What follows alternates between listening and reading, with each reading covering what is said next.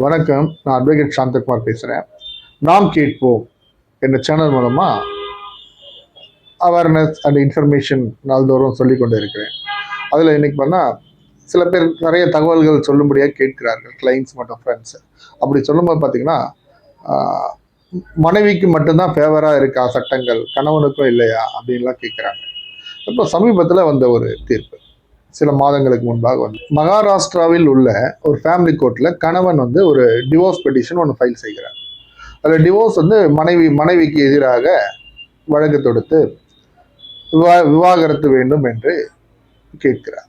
விவாகரத்துக்கான முக்கிய காரணம், மனைவி கணவனையும் கணவனை சேர்ந்த குடும்பத்தினரையும் நான் தற்கொலை செய்து கொண்டு செத்து விடுவேன், நீங்கள் எல்லாம் சிறைக்கு செல்வீர்கள் என்று அடிக்கடி மிரட்டுகிறார் என்று கணவனின் குற்றச்சாட்டு.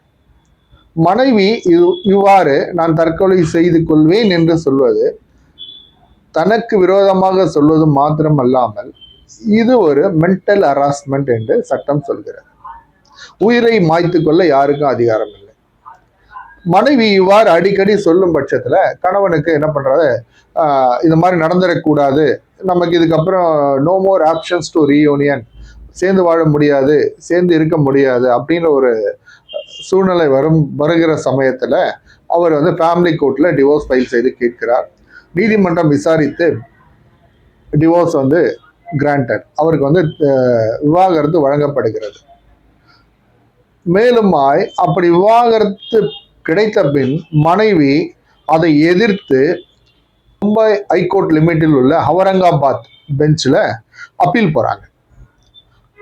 அப்பீல் என்ன கேட்குறாங்கன்னா, இதை வந்து அந்த ஏற்கனவே ஃபேமிலி கோர்ட்ல கொடுத்த தீர்ப்பை ரத்து செய்யும்படியாக கேட்கிறார். ஹைகோர்ட் அமர்வு, அந்த அவுரங்காபாத் அமர்வு இந்த தீர்ப்பு செல்லுபடி ஆகும் என்றும் அதை ரீகன்ஃபர்மேஷன் செய்து உத்தரவு இடுகிறது.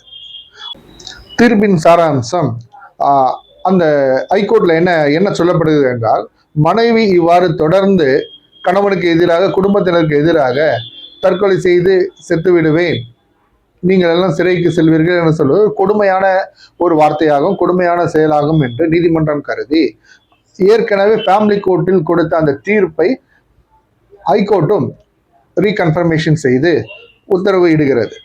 ஸோ இதில் நான் என்ன உங்களுக்கு வலியுறுத்தி சொல்றேன்னு சொல்லியாச்சா, கணவன் மனைவி இடையே கருத்து வேறுபாடு வருமானால் இவ்வாறு பேசுவது முற்றிலும் தவறு.